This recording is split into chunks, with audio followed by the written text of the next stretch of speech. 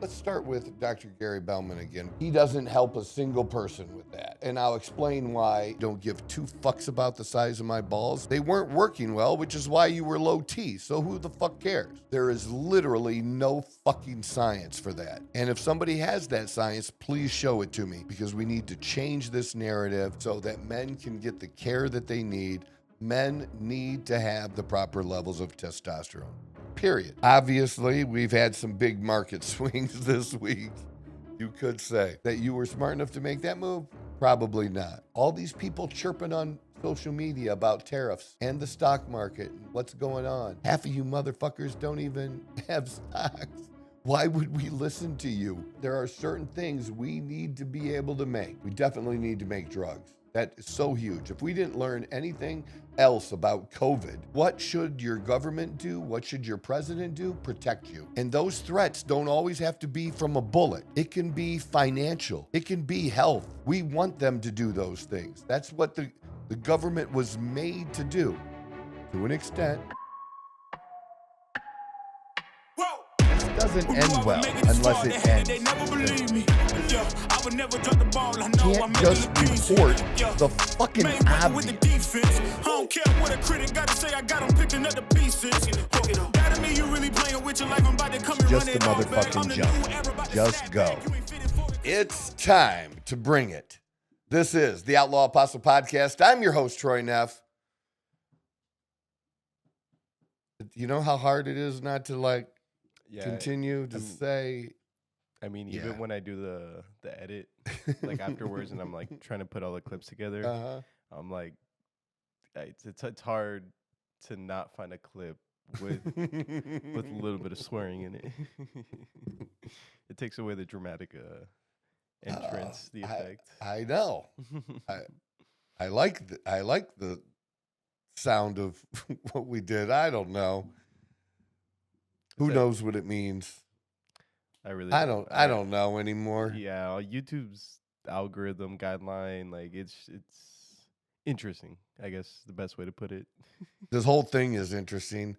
I didn't get, and also the other voice you hear, the other dude in the room is Chase, man. So I wasn't able to pull them all up and only sent you one, but I've been getting like smacked down on TikTok that I almost can't say anything without it getting flagged. Flagged. And TikTok is the worst of all the platforms now. Like by far, it's all the worst. Like the one I sent you that I did find, that's the only one where, and you could still say it was a joke, right? I was just joking. In fact, I don't know if you can pull that up. If you can pull it up and show it, that's fine. And I posted that on TikTok too to see what'll happen with that. But their other ones, yeah. So I got an account strike because I said to somebody who was saying some other dumb shit to me, how long were you a meth smoker? And it was true. And it was funny because if you saw his picture, he didn't have the greatest mouth. Gotcha. I mean, I get picked on for having, or they try, for having too nice of a mouth now. That's a thing. And just other comments that I've made, they just weren't big deals. I was trying to remember. Oh, it's like maybe because I put the clowns emoji in there or something, but it was like if you read it, you'd be like, because you've seen way worse stuff, like not even close. On a scale of 1 to 10, I'm in the 1 to 3 area. Mm-hmm. Yeah. And then was it Facebook or somebody, like, I just like to report some things sometimes just to see what they do and compare it to, the things that I'm getting. But somebody basically threatened the life of someone else or violence or talked about, killing people. Not a violation. Like, what the fuck is this not a violation? Like, anybody would look at it and be, you can't say that. I don't even know anymore. I do know that Facebook overall isn't as bad as it used to be, that there have been some improvements there as far as free speech goes and what you can say. X is the Wild West, and that's good. But TikTok, it's like a Catholic school teacher slapping you with a ruler. It's really, really bad. TikTok, it's to the point where I'm so annoyed, I almost don't even want to post on there. But, it's been profitable for me to post on there, so it's kind of hard not to, you know what I mean? Yeah. I also like money. And I like nice things. I like good dinners. Speaking of that, I know that I'm not supposed to spend much time on it or any time at all, but I have to tell you, since my birthday was Monday, so I'm now officially 57 years old. Yeah, congratulations, man.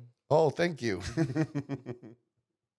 I'm not sure how I feel about that, but I'm 57 now. But a restaurant that I wanted to go to, remember, not very long ago, and then they wouldn't change the reservation for me because we needed a reservation for 4 instead of 2, was Toca Madera. Okay. Mexican steakhouse in Scottsdale. Well, Dawn knew I wanted to go there, and so she made reservations for my birthday. So on Monday night, you can't believe, it wasn't like a Friday or Saturday night, but this place was happening and people were dressed up. Okay. And Dawn was dressed up like, whew.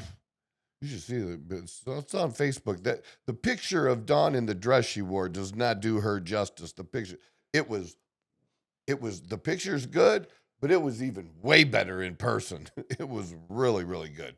But anyways, Toca Madera was just absolutely phenomenal. Immediately in my top 5, probably top 3. Wow. I would probably put it at number 3. And I could see where some at some point it might move to number 1. It was that good. Wow. Like the perfect, everything, the atmosphere, the rest of the food. We ordered quite a bit of food.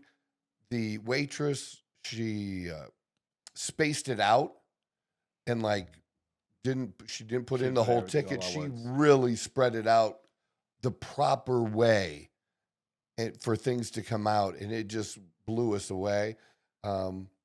Dawn's steak was a little underdone because she only likes a thread of pink or well done, and it was definitely redder than that, and they fixed that in 5 minutes. So I gave it a 9.5 for that, but everything else in the service was so much of a 10, like a huge 10. A fabulous 10. It was a beautiful 10, as Trump might say. It was a beautiful. 10's a beautiful number. Just fantastic. And then so a young dude comes over to the table, suit, he works there, and he goes, do you guys work out? And now we're in Scottsdale, so we're an hour away. Do you two work out at the Mountainside Fitness in Queen Creek? We're like, yeah. And he goes, oh, well, I work out there. I see you there. Like, I don't know where the dude lives, and that's a long drive for work. Scottsdale, yeah. For work, but apparently, and then he was the operations manager, and he had to be in his mid-20s. That's pretty good for somebody in their mid-20s. But yeah, I'm like, hey, do you got a card so I can call you to get a reservation when I want? And he did. So that, I totally love. I love having the inside line with restaurants and places I like, and I like to get things done that other people can't get done, so to speak. But phenomenal. Absolutely. I can't talk enough about it. It was that good. So anybody in the Arizona area, or if you ever come to Arizona and you're in Phoenix or in Scottsdale, put that on your must-eat list. It was fantastic. There's one in Vegas, And I don't know where the other one is, because I believe there was 3. He did say they're building like 8 more, and there's going to be 2 in Miami. So I'm definitely going to let my friend Mike know in Miami, because he will absolutely love it. He likes to go out like I do. So very, very good. So that's what we did my birthday. Oh, and I got, where did I put? Oh, right there. Can you hand that to me? Yeah. Is that something you can do? I can put it on the camera for a second. I'll show people. So Dawn got me, so I had this picture, and it wasn't a good picture, really.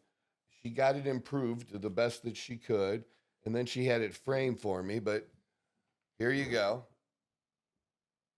That beautiful thing is a 1968 Firebird. 400, got big boss tires on the back. It had a Hurst shifter, and it was the fastest car in town. It was well known. That color, that yellow it was painted, was 1980 Corvette yellow, was the actual color of it. And that car is famous because I believe I've told the story a long time ago, but it was famous because that was in one of the most famous car chases in the country at the time. It wasn't an OJ kind of chase, but it was a chase. And I did get away for a moment. Oh, until some rat turned me in. I mean, they knew who was in it, obviously, but yeah, that's nice. We're going to put that in the new digs, hopefully soon, if we get word that we get a new place to live, bigger. Looking forward to that. But anyways, I thought I would share that because I've always been into cars, just always, my whole life. Not in working on them, having cool cars and driving them. Yeah. So, I mean, it's pretty hard. I mean, there was another guy that was like, but by the time I was a junior and had that car, he was out of high school because he was 2 years older than me. And he had maybe the coolest car in school before I did. But yeah, that was, if you have that back in the 1980s, nobody's going to have a cooler car than that in school. So, not that was really important, but it was kind of important when you're a kid. You like that stuff. And women like cars, let's just be honest.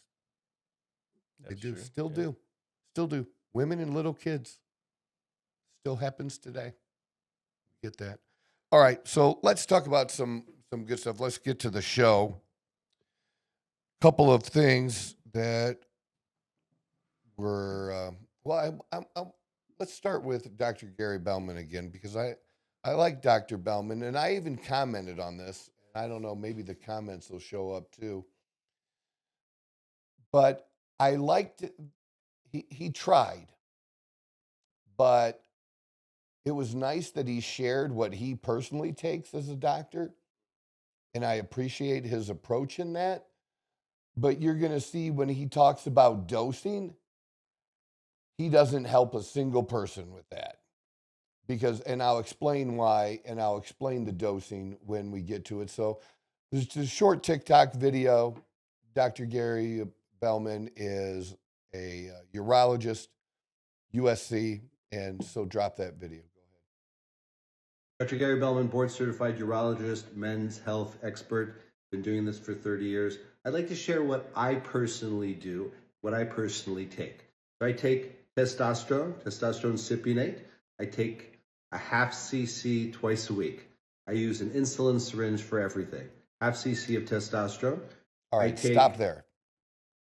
So now what he should say, and I just know this from his other videos and stuff, testosterone cypionate usually comes 200 milligrams or 250 milligrams per ml in a 10 ml vial. It can come other ways, but that's what he's getting, and that's what a lot of people get if it's not preloaded and that kind of stuff. So, but you wouldn't know by just watching. If this is the only video you want, he's taking a half ml. He doesn't say, and I think it would be a good idea to say what I just said. it's 200 milligrams, and that he's taken 1/2 a ml, which would be 100 milligrams twice a week. That's what he should really say. Because just to say a 1/2 ml, well, 1/2 ml of what? 1/2 ml, is the ml 200 milligrams? Is it 250? Is it 3? What is it? You don't know. And every product is different. So as he goes through it and starts saying this, it's like, okay, that tells me exactly nothing about the real dose you're taking. Now, in this case, again, because I'm very smart and I know this stuff, I know that he's doing 100 milligrams twice a week.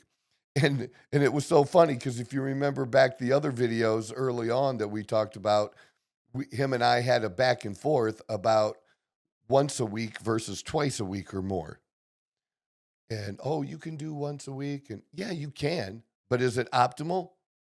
Is it the most optimal? No. And what does he personally do? Twice a week.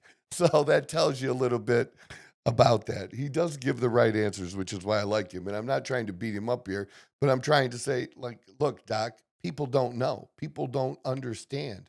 And I get you want to help people and have them come in, but a lot of people aren't doing that.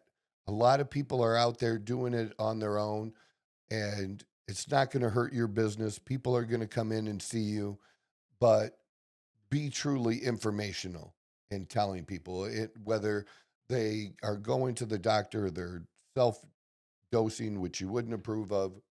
Either way, what's the real dose? What are you really taking? Okay. And so, all right, let's continue with the rest of the compounds he takes. Dr. Gary Bellman, board certified urologist. Testosterone cypionate. I take a 1/2 cc twice a week. I use an insulin syringe for everything. 1/2 cc of testosterone. I take HCG, 1/2 cc twice a week. Insulin syringe. HCG. Why is he taking? Dr. Gary Bellman, board certified. It's all right. He's taking half a ml of HCG. Well, how did he mix it in the first place? Because the HCG that I have is 5,000 IUs. And I've recently started taking HCG a couple times a week. And it's 250 IUs that I take. So there's a way to mix that and come out with that and to draw it to a certain level, but it doesn't, I don't want to know what the ML is in this case that he's taken. I want to know how many IUs are in the ML that he's taking. That's the real dose. So is he taking 250 like I am? Is he taking 300? Or is he taking a lower dose? We don't know. We don't know the real amount that he's taking, because it depends on how you mix it.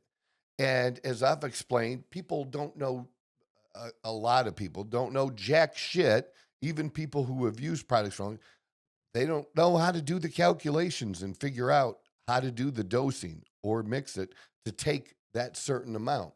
So we don't really know the amount. Now, why would he take it? Now, for me, and I'm just going to be totally honest here, I don't take it because my balls were shrinking. I've been on TRT or doing cycles for 16 years now. I don't give two fucks about the size of my balls, and neither does Dawn care about the size of my balls. But I have had a couple of clients that it has benefited them, and I didn't need, my libido's fine, no issues. But let's just say your load, for lack of being able to use any other term, your load seems to lessen over time on TRT or testosterone, which has been my experience.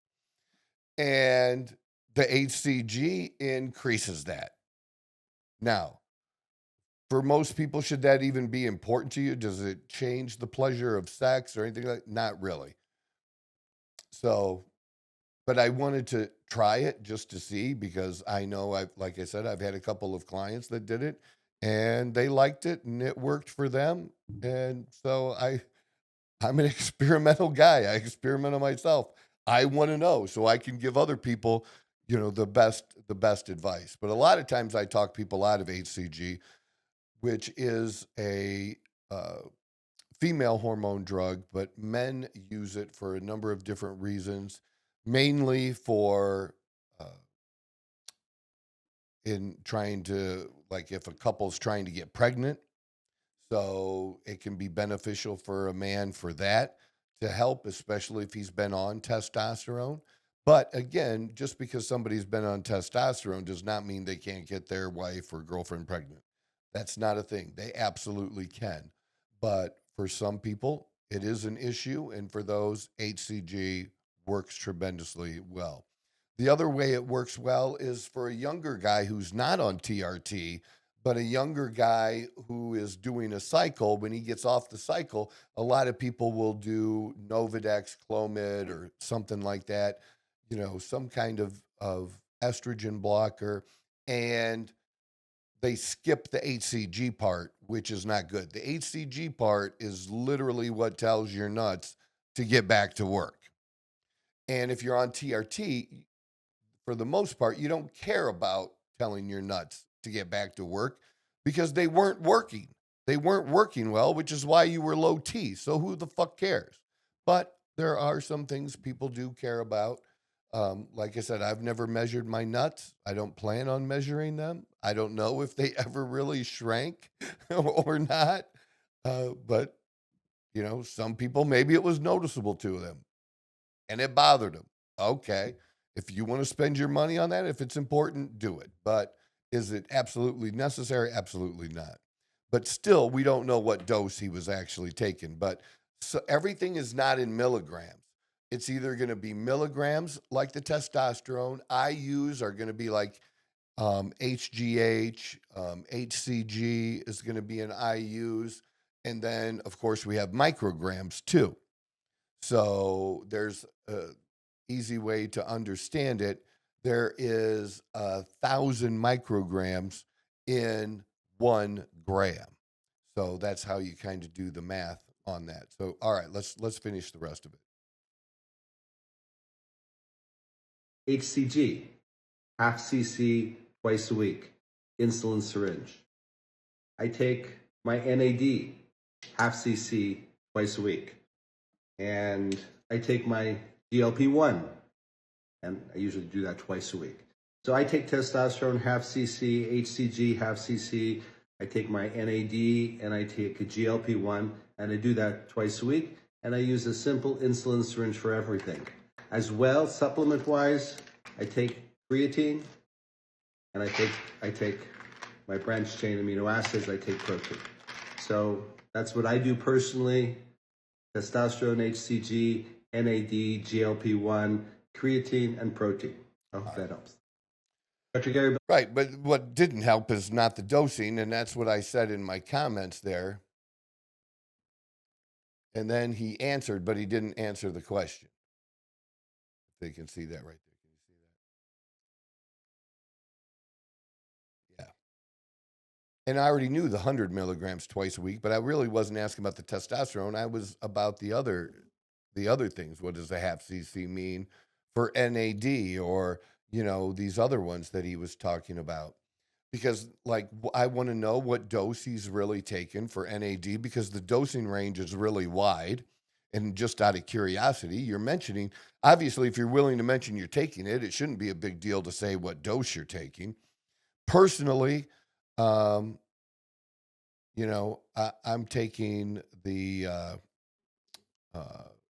500. Yeah, I'm not at 500. I'm sorry. I'm at 300 on the NAD plus micrograms. So it just depends. Like I said, what 5 is the top range, but you have to have different reasons for doing that. And Dawn's taking 150 micrograms. That's what we're doing now. And we both have liked it. We think it's a great peptide. It's very, very popular now for anti-aging and for a lot of other good overall health things. Sleep, just being more into it as far as mentally and being able to focus. And I've had so much stuff going on. I just feel like I'm in a better place now than I was prior to taking it, that it really, really was helpful. So, and then what was the other one? Always like, why was he taking a GLP-1? That would be good to know, because it doesn't look like, maybe he was heavier and I didn't notice. Is he taking it to lose weight? Is he taking a low dose to do something else? Again, we don't even know the dose of that either. He's not telling us the actual dose. Now, as far as the over-the-counter supplements, I don't take creatine personally. If somebody wants to take creatine, whether they are on testosterone or not, totally okay. Especially, I think it's probably a good supplement, especially for people who are not on testosterone, because it's one of the better overall supplements. Whey protein, of course. The branched chain amino acids are pretty much, to me, mostly a waste, unless it's included with maybe a product that has essential amino acids. It's the essential amino acids that are important. And so if you do want to supplement, it would be the EAAs that would give you your better benefit overall. So that's just minor differences there. Somebody wants to spend the money, you just have to understand you have a budget. What are you going to get the best bang for your buck for? And that's what I try to help people with, is help them identify what's going to give them the best bang for their buck when they're using various supplements, whether it be a protocol for PEDs or TRT or any of the over-the-counter supplements too. And I don't like people to waste money. It's a big thing. Dawn and I were talking to a couple last night, and they're close to our age. And I was asked about CJC ipamorelin, which is a blend peptide that helps increase natural growth hormone. And as I've said before, and will say again, these clinics like to recommend that even to older people when it's not the best choice for older people. Older people like me, if they're going to take a product that's for growth hormone purposes, then HGH is the way to go. And you're just totally giving yourself the growth hormone at that point, where these peptides, they're increasing your natural production of it. The problem is your production is so low. If it quadrupled it, what are you really getting? You're not. But it's a cost thing. It's something that they can sell easier than HGH, because through clinics, doctors charge an incredible amount. Now, I have access to high quality HGH that's very, very reasonable. And so there's not that difference. For somebody that is, say, 30 to 45, those peptides can be useful for them. But especially above that, you just need to do the growth hormone. And for basically the same price or cost as what the CJC would have been for her for a month, she could literally do the growth hormone. And actually, the growth hormone turns out to be a little bit cheaper in her case. And then the doctors low dose the growth hormone too at the clinics. They low dose people. I had a client that was getting less than 1 IU a day, and she was paying $1,000 a month. And then the dosing, it's real simple. She was told on the CJC, because she did start it, she just didn't stay with it. And it's something you got to stay with to really get the benefits of. Same with HGH. But she was told 5 days on, 2 days off. There is literally no fucking science for that. And if somebody has that science, please show it to me, because your real growth hormone doesn't take the weekend off. When you're 20 years old and your gland is spitting it out at night, it's every night. It doesn't say, hey, I got the weekend, it's Friday, let's go, and then go party with the other hormones. It doesn't happen. That's not how it works. It's every day. So why do they do that? Cost. Trying to make it less expensive for people. Well, you're just not going to get the same benefit. You need to take it consistently to get the best benefit from it. So that's why all that's important. And I would rather tell somebody the truth. And I gave them this example too, and I'll just share the example. Her husband is on TRT, and he was at 1,100, and the doctor thought it was high, and everything was perfect. There was no reason for him to reduce it. Now the doctor reduced it, and his last test showed he was down just barely above 300. So they reduced it way too much. Totally not the right thing to do. But I do have men come to me that before they start anything will ask about HGH. And I'll ask them, well, are you on testosterone? And because HGH will not fix low T. And so then we'll get the blood work and see that they are low T. The better bang for their buck is the testosterone. Way cheaper and based on the results that you're going to get versus HGH. Now, if you're doing that and you got your low T fixed, you're taking the testosterone and you want to do extra, by all means. If you can afford it and you can do it like I do it. I've done it 14 out of 16 years of the last 16 years. And the only time I've only been off HGH twice. I was off of it during about a 2-year period of time where I was struggling financially when I lost everything before I had built things up again. So I stopped then, kept doing the testosterone. And then recently when I almost died of COVID because we wanted to see different hormones, thyroid and other things, where those things were at. So I stopped it there for a moment. I did not stop the testosterone during that recovery from COVID. No reason to at all. And then I couldn't wait to get back on the HGH again, which I've since done and do every day. So it gives you some idea. Dr. Bellman gives a really good example. You know, I'm glad that he shared again what he takes. Very important. And the thing is, not a lot of doctors, or not every doctor that is treating people who are low T are also on it themselves. And I don't think it's because they're not low T. I think a lot of them are. It's just not their thing, just like treating it well is not their thing. He understands the benefits. He knows and treats people on a regular basis with it. So, you know, him doing it himself and sharing that, extremely, extremely important, because we need to change this narrative so that men can get the care that they need. Men need to have the proper levels of testosterone, period. And make the eating choices, make the lifestyle choices. That all is a part of it. But it's likely not going to solve the issue, which means you're going to have to inject testosterone. So, very good stuff there. Good. We're in good time. You're listening to the Outlaw Apostle Podcast. I'm Troy Neff. I'm the fucking guy.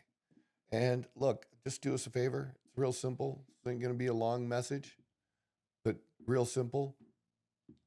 Hit the like button, hit that share button, subscribe, share the show with someone else. We have some good things coming up.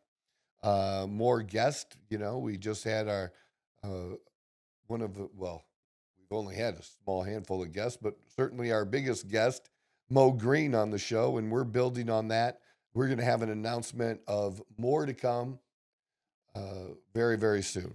We'll let you know so you can get an idea of that as well. But thank you very much. Hit that subscribe. God bless. A couple other things I wanted to hit as we go into some MAGA stuff. Obviously, we've had some big market swings this week, you could say. And, you know, who am I? You know, just some juice head. What do I know about stocks, bonds, and mutual funds? I managed over $150 million. I was in the financial business for 24 years, had my own firm, small little boutique in Perrysburg, Ohio. I had a Series 7, Series 24, and insurance licenses, and a registered investment advisory. So that's to do the financial planning is what we used it for. So that's what I done. That's what my background is. And I love doing it pretty much like I love this stuff today and had a great passion for it because I made some bad personal choices. You know, things didn't, I did very well, but no client was, the reason I'm not in the business does not have anything to do with my performance or my relationships with the clients. It was totally personal, and I take responsibility for that and fucked up. But I do have experience in this, and I'm old. 57 now. I've seen a lot of shit. I don't know if I've asked you this question. Maybe this is going to be too easy of a question for you, Chase, because I might have mentioned it before. Take a guess.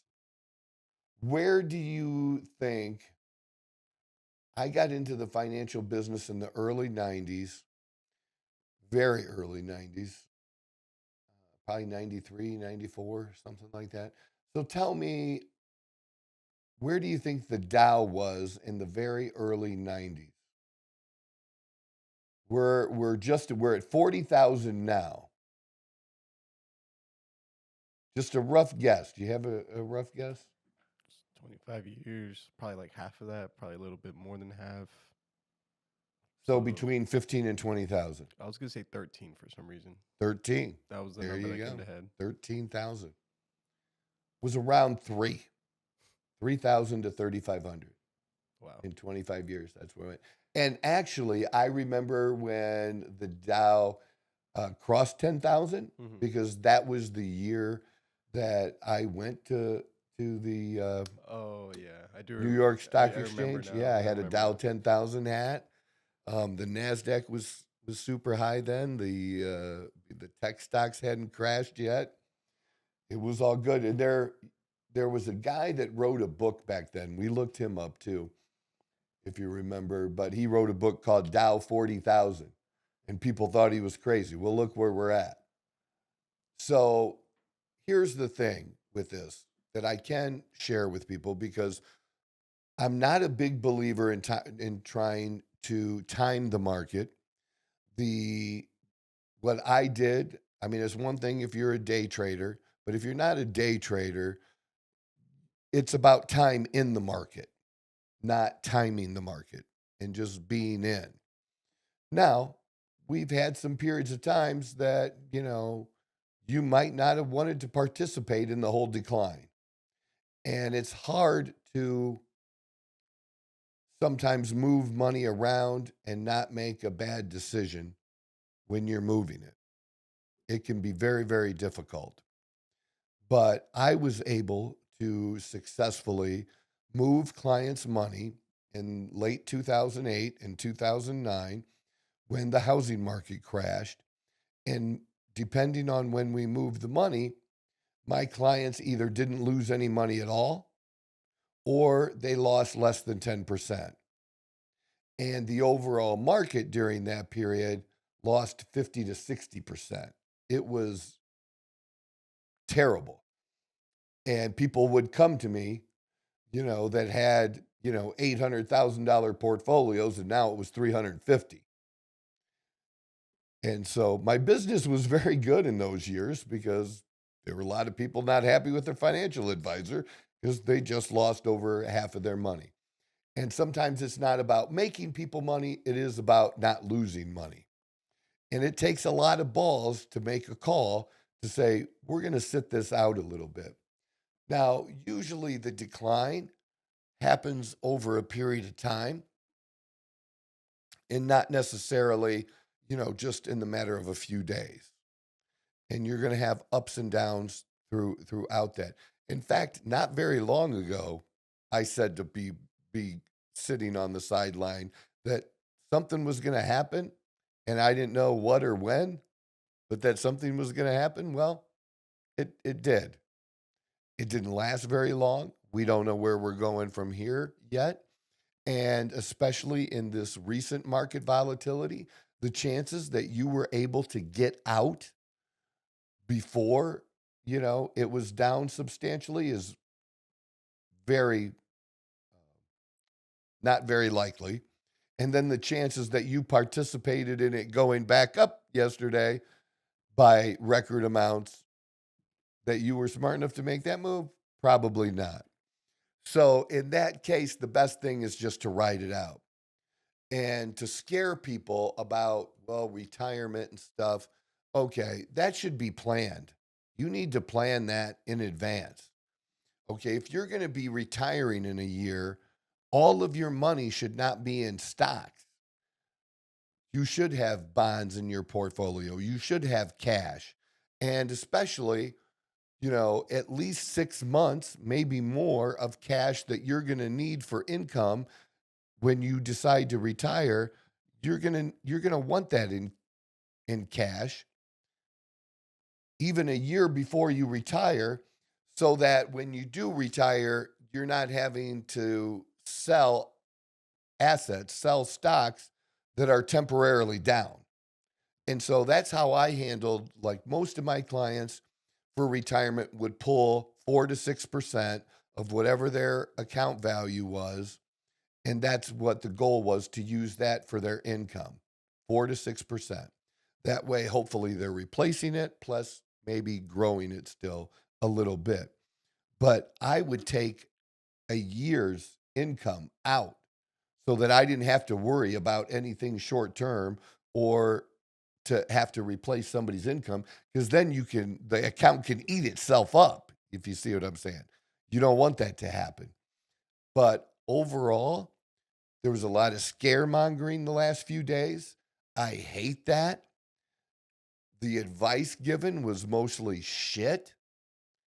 Again, unless you were able to get out really, really early, then there's a point where it's just not worth getting out, that you just got to ride that through. And then if we have a day like yesterday and it comes back, and then you're still worried, we'll move a little bit to the sideline then on the day that it's up. So just don't make dumb moves with your money. Make sure you have enough in cash if you're close to retirement. And then for other people, if you have already had cash on the sidelines or you had money to invest, you absolutely should be looking at these dips to invest. They have, I would say the S&P 500 would have been solid, like a S&P 500 mutual fund. When the market dips, especially if it's dipped by 20%, is good to slide a little bit in. Don't move all of it in, but move a percentage, a chunk of that money in at that time, and then see what happens.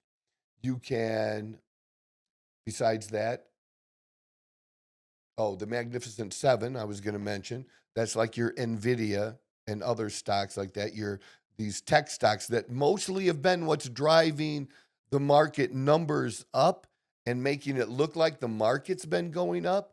Because if you actually look inside the numbers or talk to somebody that knows about the stock market, even though you've had the NASDAQ and the S&P 500 moving up, it's not been the broader index that's moved up. It's been a handful of stocks, less than 10 stocks, that have provided 80% of that gain. Yeah. So maybe you want to own those. That might be a good idea too. And because that's where people had a lot of profit in those. So you got to understand that the big investors, the big ones who really control the markets, they were just taking some profit. That's the difference. And then think about why the scaremongering of people when literally it's 49, 51. I don't know what the number is off the top of my head, but it's very close to that. We could search it and find out, but we don't have to. But basically 50% of Americans have zero exposure to the stock market. Zero. None. I'm going to make another point with that too. And that point is all these people chirping on social media about tariffs and the stock market and what's going on. Half of you motherfuckers don't even have stocks. Why would we listen to you? You don't know how to make money. You don't have money yet. Your opinion about this is about as good as my opinion on how to fix a car. It's not very good. You do not want to come to me for advice about your car. You don't want to do that. And then if you look at so that's 50%. And I think it was 40% had a small percentage, like 10% of the market. 9% had a bigger chunk. And then the top, of course, the top 1% had a majority of the stock holdings. But, you got to be up there a little bit. And I'm going to get that breakdown because it's really interesting breakdown about who actually owns stocks. And you do have regular people, blue collar people, workers that do have some exposure to the market in some relation because of their 401ks and such. But it's not the great number that you think it is. It's just not. And then the amount that they have is small. So these tariffs were not hurting the middle class. It's done to protect the middle class, to grow the middle class, to increase wage growth for the middle class. People complain, the left does all the time, that the rich don't pay their fair share, that corporations aren't paying enough in taxes. Well, here you go. Then why are you defending them now? It makes no sense. Corporations did what was best for them and their bottom line, and they're pretty much required to do that for their shareholders, to do what's in the shareholders' best interest. But when we allowed China to become a favored nation trading partner, that's when we lost all the jobs to China. That's when the jobs started going overseas, and they're paying people $2 that people here were getting $20 to $30 to do. And it's only gotten worse. And ever since that time, after that, we have seen stagnant or not great job growth. So something needs to change in that. And that's what the big concern is, and where we really want to see things change and help people, is to make more money. Everybody's not an entrepreneur. I get that. Personally, I don't ever want to live like that again if I don't have to. I don't want to live where I get a check once a week, every 2 weeks, twice a month. I don't want to get paid like that. I don't want to have a set amount. I know it's hard. It's not easy to do what I do. And a lot of people, I don't know what the percentage is of people that do what I do, but it is hard. Most people don't have the mindset to handle money and make money in a way where I know exactly, I can guesstimate based on my experience and how good I am at my consulting business. But for the most, I don't have a guaranteed check. I don't know that I'm going to make, $2,000 every week. And actually, I need 3 to 5 a day. But, I don't have that. I don't have that security of knowing. But because I don't have that security, there are also no limits. And I prefer to live like that, where there isn't a limit, where I can earn whatever I'm willing to put in the work for. But, I get it. That's not for everybody. People like to do different things, enjoy do different things, different kinds of work. And some of that's going to be hourly or salary, and that's good. But we also want to see that grow and get better. A lot of people think Republicans aren't for that. And actually, we are the ones that are for that. We are for people doing better. And to do better, if you look, I think there were a number of different unions, but a number of different unions have been scolded by the Democrats because typically, union members or unions, the leadership supported Democrats. But a number of them have come out and said that they like the tariffs because it was protecting their jobs. I think the United Auto Workers was one that made a statement about that, and then they were getting criticized from Democrats. But they understand the game.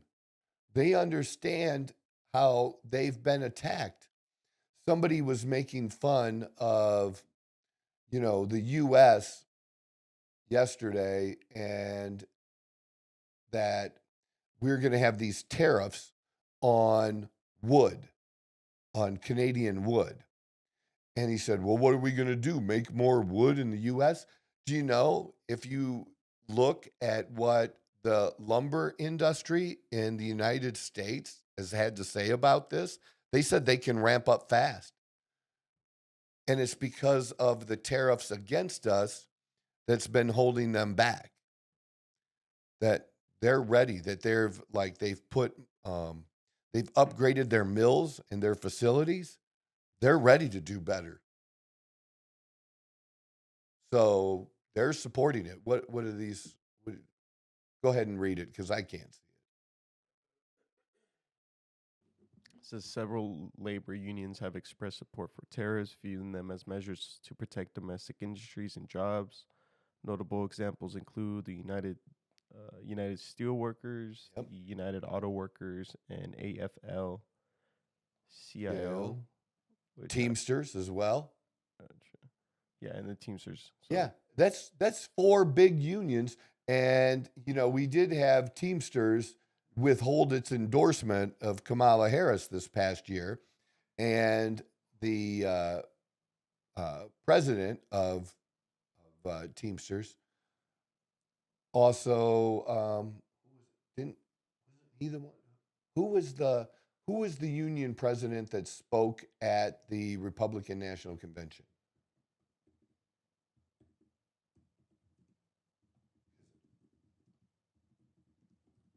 It was somebody else. At what convention, I'm sorry? The Republican National Convention. Because that was a big deal. And Trump let him talk, and he was not censored or edited. Yeah, just hit enter. It'll come up.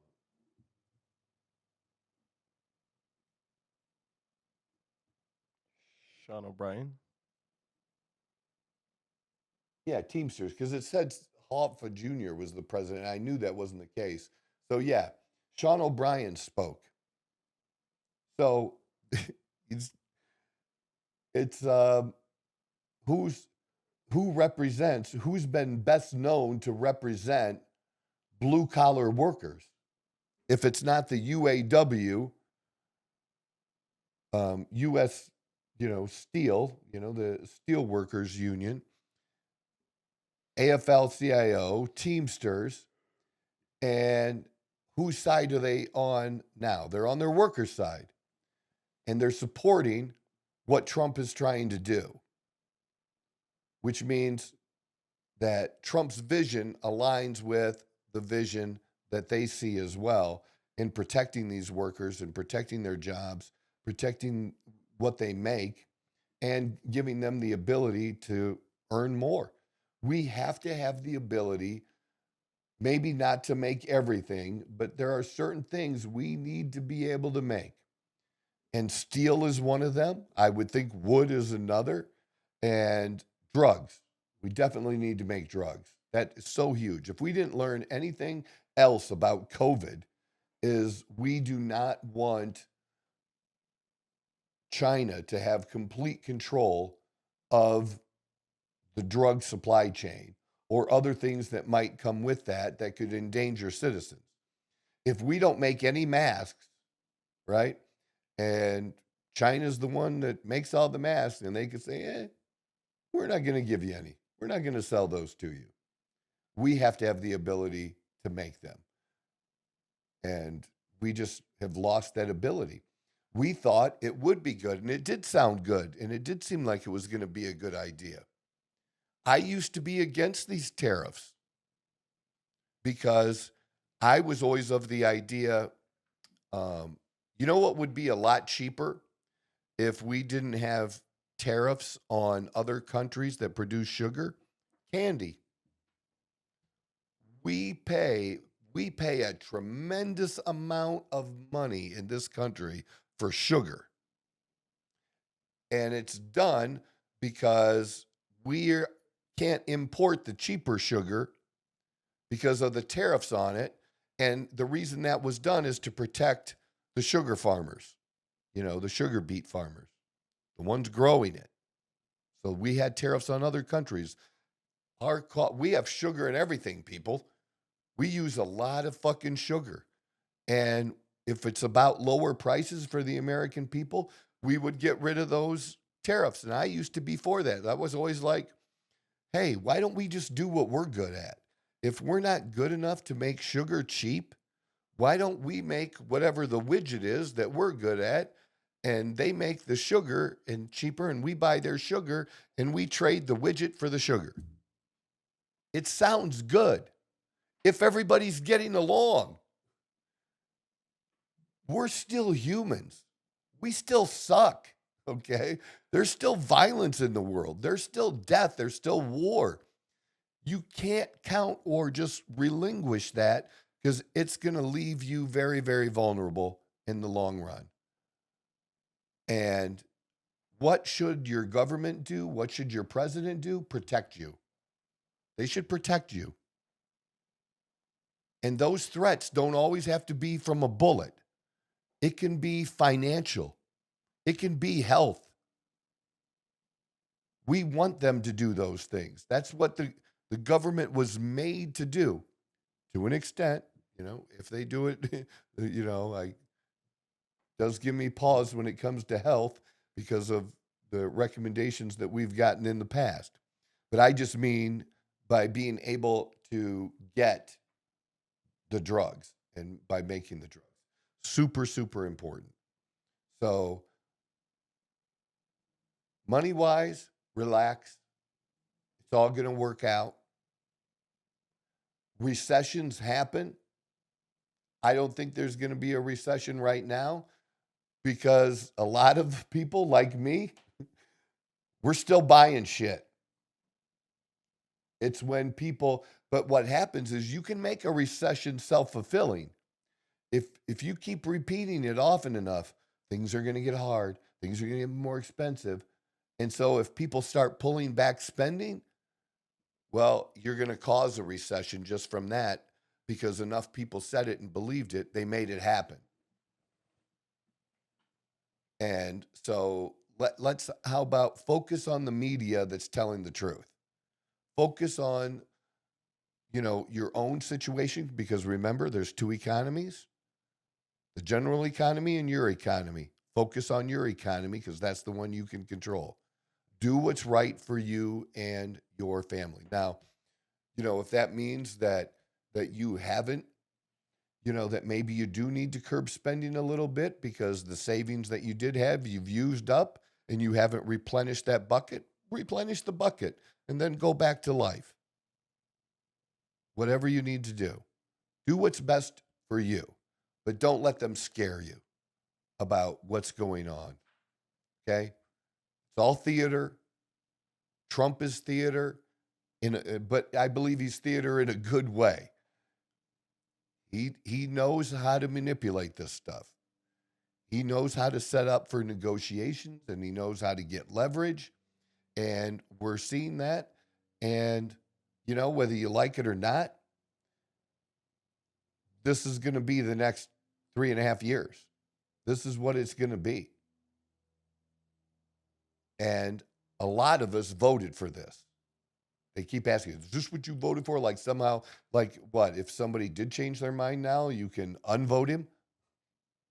They actually want, if you look in the socials, what they actually want now is enough Republicans to agree with them so that they can get control of the House in 2026 and try to impeach him.